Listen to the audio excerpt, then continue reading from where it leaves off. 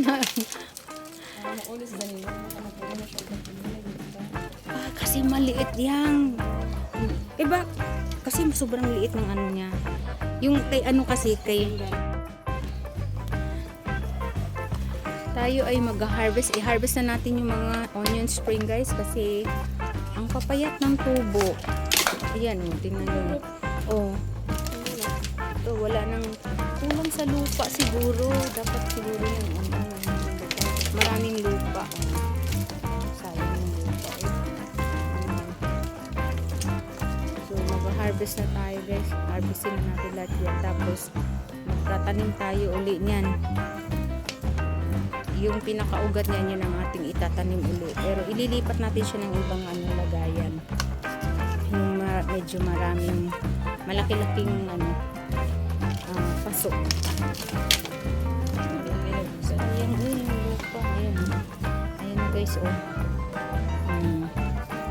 So, ito yung iba na tinanim na namin. Baka ganun din yan kasi maliit lang din yung pinagtamnan. Payat din yan. Kasi maliit lang din yung lata ay paso.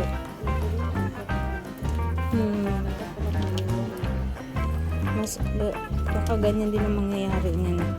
Ito naman yung petchay. Tambok na kinulang kay pa mo sa mga. Ang petchay? Hindi mabibigyan lang sa puro ugat na.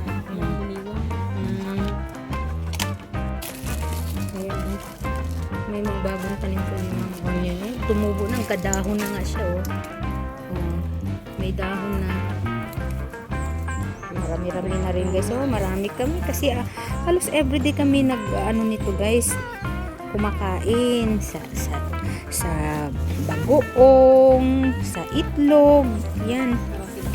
Oo, kada yung mga lauoy namin, laging mayroong sibuyas. Ayan oh. Dati diyan ang tataba. Tapos biglang naniwang no, ganyan na siya oh. Ang liliit ng dahon. Ito medyo malalaki oh.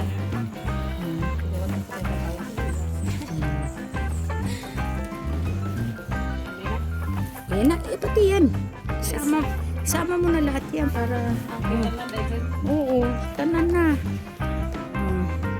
Ayan yung naano namin, ang harvest namin. Ako, kulang pa ito guys. Kasi, ang lili ito.